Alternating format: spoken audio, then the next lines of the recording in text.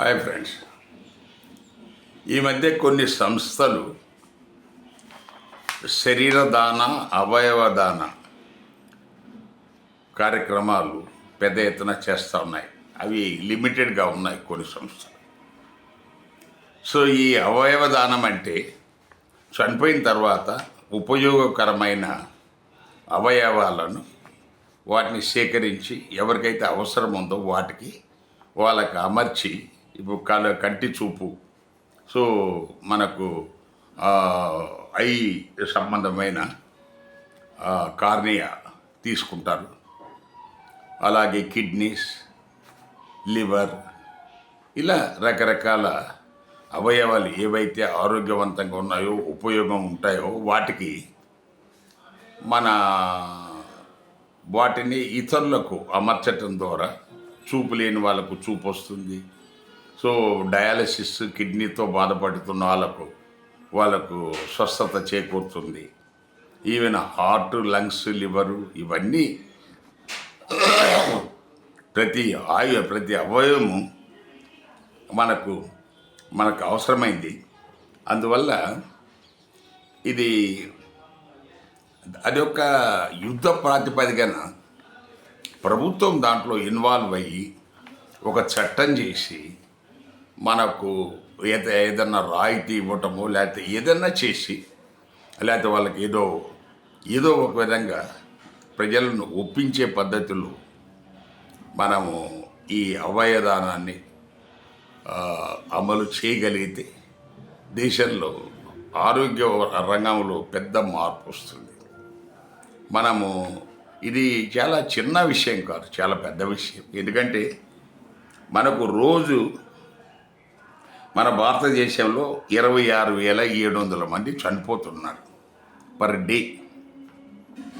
సంవత్సరానికి 95 లక్షలు, ఇంతమంది 95 లక్షలు చనిపోతున్నారు. సో మన దేశంలో ఈ డయాలసిస్ మీద ఉన్నవాళ్ళు మనకు 2.2 లక్షలు ఉన్నారు. ఇది చాలా చిన్న లెక్క. 2.2 లక్షలు, 97 లక్షల్లో 97 లక్షల్లో ఏ 2 లక్షల మంది వాళ్ళ కిడ్నీస్ పనికొస్తే, 2 కిడ్నీలు పాడైపోయినా 1 కిడ్నీ వేసినా కూడా అతను ఆరోగ్యం కోలుకుంటుంది, తిరిగి డయాలసిస్ లేకుండా నడపచ్చు. ఇక ఈ బ్లైండ్, గుడ్డి వాళ్ళు, కళ్ళు లేని వాళ్ళు మన భారతదేశంలో 50 లక్షల వరకు ఉన్నారు. సో అక్కడ చనిపోయింది ఎంత? 97 లక్షలు. 97 లక్షలు, ఇక్కడ 50 లక్షలు. సో ఆ రకంగా మనము కంటి చూపు లేని వాళ్ళను పూర్తిగా మన దేశంలో గుడ్డి వాళ్ళు లేరు అని మనం చెప్పవచ్చు. ఎందుకంటే సామాన్యంగా మనము కళ్ళు దానికి కార్నియాను రీప్లేస్ చేసి చూపు తెప్పించే పరిస్థితులు ఉన్న అందరికీ మనకు చూపు తేవడానికి సాధ్యమవుతుంది. అలాగే ఈ కిడ్నీస్తో, డయాలసిస్తో బాధపడి అది వారానికి 2 సార్లు లేదా 3 సార్లు, కొంతమంది ఇంకా ఎక్కువ కూడా డయాలసిస్తో ఉంటుంది. అది ఎడతెగని బాధ. వాళ్ళు ఎక్కడికి పోలేరు. ఎక్కడికైనా పోవాలంటే ఈ డయాలసిస్ ఏ రోజుకు ఆ రోజు ఉందనుకో, లేకపోతే బ్లడ్ పొల్యూట్ అవుతుంది. అందువల్ల ఈ అవయవదాన, శరీరదాన వీటిని మనము ప్రోత్సహించి, దానికి ప్రోత్సాహకాలు కూడా ఇవ్వండి, తప్పేం లేదు. చేస్తే అప్పుడు దేశంలో ఆరోగ్యపరంగా మనము ఇతర దేశాల కంటే మెరుగైన మన హెల్త్ ఇండెక్స్లోకి మనం వెళ్ళగలం. ఇక్కడ ఇంకొక విషయం కూడా మనం గమనించాలి. ఇక్కడ మన ఈ కొన్ని మతస్థులు వాళ్ళు శవాలను పూడ్చటము ఉంది. వాళ్ళు క్రిస్టియన్స్, ముస్లిమ్స్ ముఖ్యంగా బాక్సులలో పెట్టి పూడ్చుతారు. సో వాళ్ళు పూడ్చుకోమను, అవయవాలు ఇచ్చినేసినాక మనకేమి అభ్యంతరం లేదు. తర్వాత ఈ హిందువులు ఆ బాడీని ఎలా తగలేస్తారు, మనకు వాటిని అగ్నికి ఆహుతి ఇస్తారు కదా. అలాంటప్పుడు అందులో కాలిపోయేదాని బదులు వేరే వ్యక్తులకు మనకు మెరుగైన ఆరోగ్యం కల్పించడానికి అవి ఉపయోగపడితే అంతకంటే పుణ్యం ఏముంటుంది.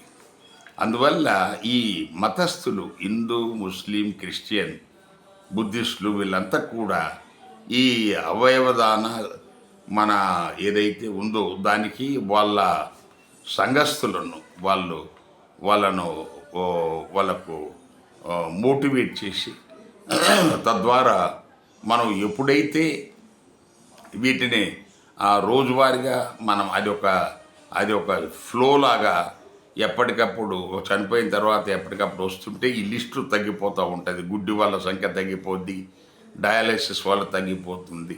సపోజ్ లివర్ ప్రాబ్లం ఉన్న లివర్ ట్రాన్స్ప్లాంటేషన్ చేయొచ్చు. సో ఈ రకంగా ఈ అవకాశము ఉంది కాబట్టి సో మనకు ప్రభుత్వము ఈ విషయంలో శ్రద్ధ తీసుకోవాలా. ఈ సంఘాలు ఏదైతే సోషల్ వెల్ఫేర్ మనకు ఈ కమ్యూనిటీ కోసం పనిచేసే శరీర అవయవదాన సంఘాలు చాలా ఉన్నాయి, కొన్ని ఉన్నాయి. వాళ్ళు దీని మీద ఇంకా కొంచెం శ్రద్ధ పెట్టి చేస్తే దేశంలో మీరు అత్యంత మెరుగైన మన ఆరోగ్యవంతులను మనము ఈ దేశంలో తయారు చేయొచ్చు.